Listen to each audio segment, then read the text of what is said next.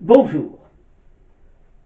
Les papes que nous découvrons régulièrement dans notre cycle sur les souverains pontifes qui, au cours des 20 derniers siècles, ont marqué notre histoire, étaient tous très différents.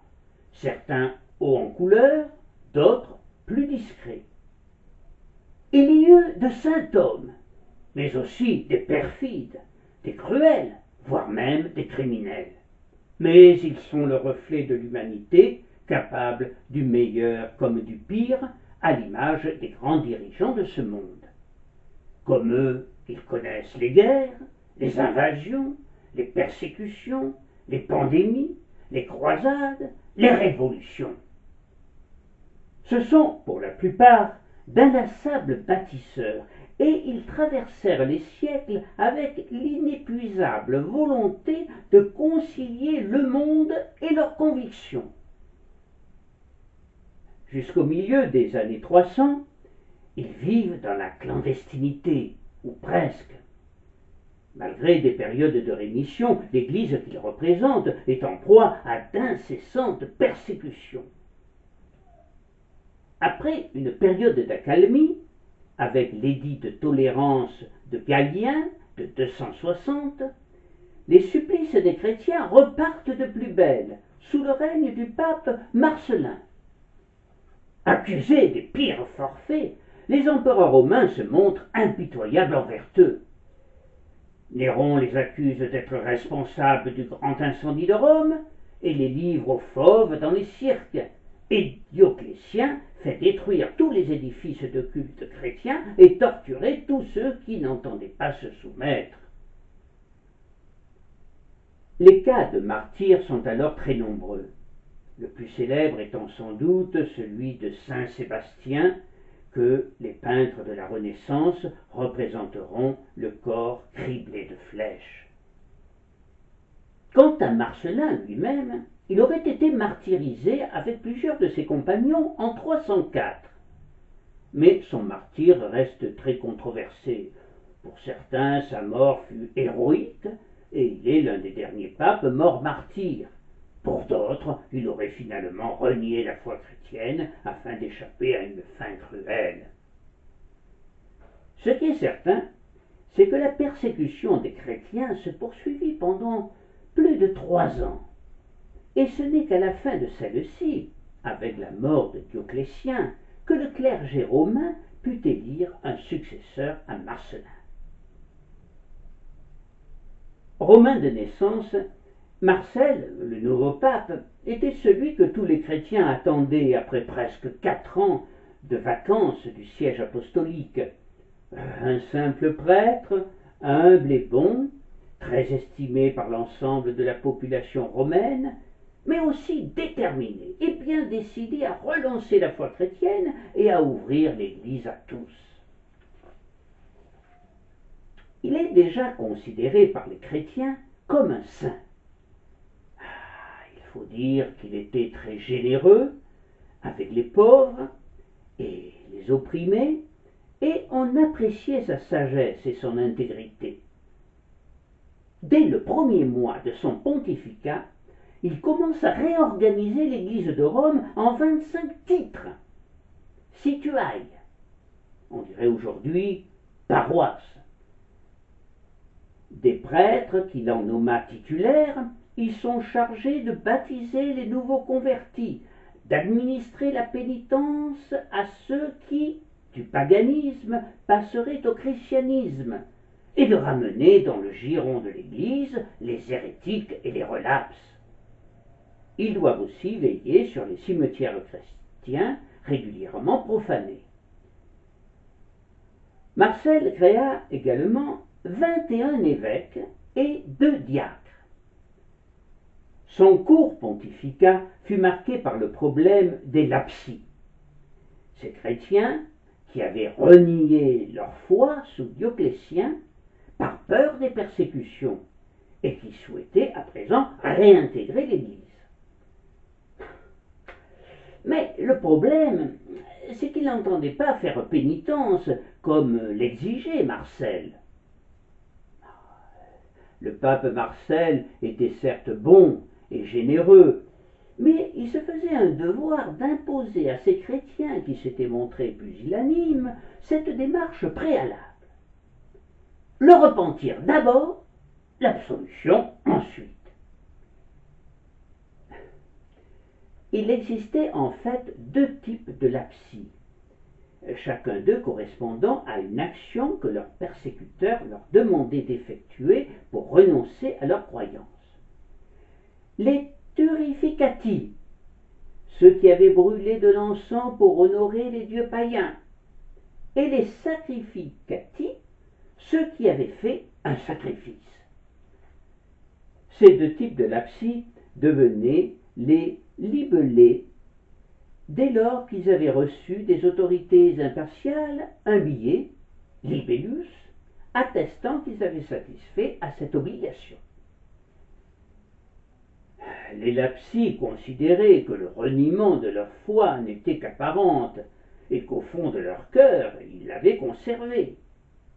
Pour eux, il n'y avait donc pas à s'excuser, à faire pénitence, alors que pour Marcel, ils avaient commis un péché majeur et en conséquence, ils ne pouvaient réintégrer la communauté chrétienne qu'après une sanction exemplaire. Chacun restant sur ses positions, la querelle s'envenima. On a dit que Marcel avait été odieux à plusieurs, parce qu'il voulait les obliger à faire pénitence avant de les réintégrer au sein de la communauté chrétienne. Mais en fait, je pense qu'il ne faisait que ce qu'il considérait être son devoir, conforme aux règles de l'Église de son temps, et au devoir de tout pontife chargé de les faire respecter par tous les chrétiens. Toutefois, prenant peu à peu conscience du danger et des conséquences de son intransigeance, il finira par prôner la conciliation, mais tout en restant sur ses positions. Dès son accession au trône de Saint-Pierre, Marcel avait mis tous ses soins au rétablissement de la discipline qui s'était fortement altérée pendant le trouble des persécutions, et il s'efforçait de réorganiser le culte dans des bâtiments provisoires, les églises ayant été pour la plupart saccagées sous Dioclétien. C'était une tâche immense, d'autant plus que si la situation s'était quelque peu améliorée, il suffisait d'une braise pour remettre le feu aux poudres et que les persécutions recommencent de plus belle. Mais Marcel entendait bien l'accomplir, et courageusement, il dévoila ses objectifs ambitieux pour l'Église au nouveau César de Rome, Maxence. Tout se passa bien au début entre eux, mais très vite son franc-parler irrita l'empereur, et le dialogue, difficilement amorcé, tourna court. Avec les lapsis, malgré la bonne volonté de Marcel et quelques paroles apaisantes qu'il prononça, la tension ne se relâcha guère. Les lapsis ne voulaient pas plier, et ils dénoncèrent le manque de charité et l'orgueil de celui qui prétendait ouvrir la maison de Dieu à tous. Le ton monta au fil des jours entre les deux camps et dégénéra parfois, après les violences verbales, en véritable rixe dans les rues, provoquant le courroux de Maxence qui rendit le pape responsable de ces troubles. Marcel se défendit fougueusement auprès de lui, mais en vain. Par ailleurs, l'empereur voyait d'un mauvais œil toute l'activité déployée par le saint pontife pour la réorganisation du culte sacré, alors même que la persécution, bien que moins violente, était encore à l'ordre du jour à Rome. Un grief de plus contre lui, qui justifia son arrestation et sa comparution devant un tribunal. Celui-ci ordonna aussitôt de renoncer à sa charge, lui ordonna de renoncer à sa charge pour faire cesser les désordres. Mais Marcel répond hardiment qu'il ne peut désister à un poste où Dieu lui-même l'avait placé et que la foi lui était plus chère que la vie. Maxence, exaspéré par sa résistance, tant à ses promesses qu'à ses menaces, de cette véritable tête de mule, le fit flageller cruellement, mais il ne le condamna pas à mort. Sans doute, pour humilier davantage l'Église et ses fidèles, il l'astreignit à servir comme esclave dans les écuries impériales, les cataboulums. Et c'est ainsi que Marcel devint le pape palefrenier, le premier et le seul de l'histoire. Durant l'Antiquité romaine, le cheval, equus en latin, occupait une place privilégiée dans la société, et il est d'ailleurs représenté dans de nombreuses mosaïques. Dans la vie quotidienne, il était utilisé dans différentes fonctions, mais seules les personnes aisées pouvaient se permettre d'en posséder un. Il était alors le principal moyen de transport et de déplacement. Élément phare d'un loisir très populaire chez les Romains, la course de chars, il était également très présent dans l'armée et était associé à la gloire et au triomphe des généraux et des empereurs vainqueurs. On sait l'importance qu'il avait acquis auprès de certains d'entre eux, Néron ou Caligula, qui fit nommer consul son cheval favori, Incinatus, et la relation qu'il entretenait avec les dieux, comme le démontrent certaines figurations monstrueuses, telles les centaures, ou encore sa présence à travers les rites funéraires. Il occupait ainsi une place ambivalente dans l'imaginaire collectif. Étrayer les chevaux, les panser, les soigner, les nourrir, curer leurs sabots, assurer le nettoyage de l'écurie, devint donc le quotidien de Marcel, qui accomplira ces diverses tâches peu gratifiantes, surtout pour un souverain pontife, avec conscience, zèle, minutie et douceur, sans jamais se plaindre. Pourtant, il était captif et vivait dans des conditions de vie très dures, en dépit de la présence des animaux, sans doute une consolation pour lui. D'ailleurs, très vite, le nouveau palefrenier des écuries impériales entretint, semble-t-il, des relations affectueuses avec les chevaux. Et on peut imaginer qu'il fut de son temps l'homme qui murmurait à l'oreille des chevaux. Sa captivité n'en demeurait pas moins très dure, et il passa de longs mois auprès des chevaux, ne cessant pas, dans la prière et le jeûne, d'implorer la miséricorde du Seigneur. Mais quand Maxence vint le voir 6 mois plus tard, il resta stoïque et lui confirma que jamais il n'abandonnerait sa charge ni sa foi. L'empereur ne put contenir sa fureur, puisqu'il s'entendait si bien avec les chevaux qu'ils se nourrissent de leurs picotins d'avoine et dorment à leur côté dans leur litière.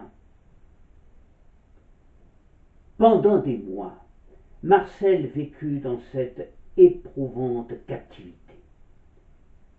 Mais les clercs de Rome, indignés, négocièrent secrètement son rachat avec des officiers subalternes et vinrent le délivrer une nuit.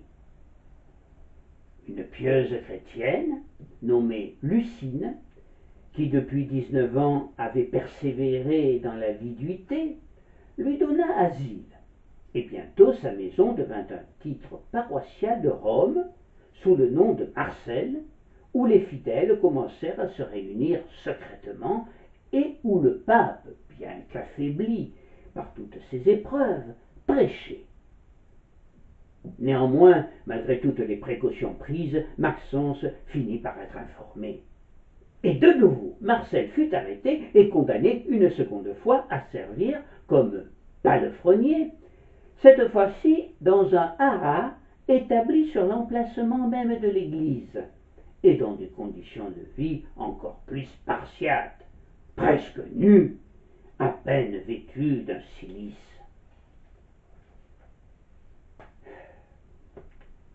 Le malheureux Marcel, pourtant de constitution solide, finit par y mourir, âgé, semble-t-il, d'une 60aine d'années, en raison de l'insalubrité des lieux et du dénuement absolu des choses nécessaires à la vie.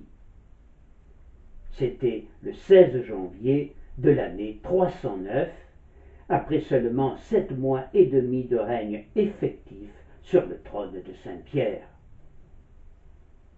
La bienheureuse Lucine et Jean, un prêtre de l'église romaine, l'ensevelirent dans l'église de Saint-Marcel qu'il avait bâtie. Les reliques de Marcel, le pape palefrenier, reposent dans l'ancienne église de son nom, illustrée par son martyre.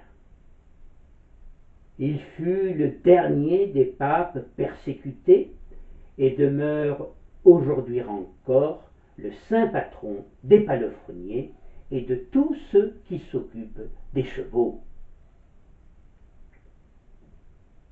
Je vous remercie.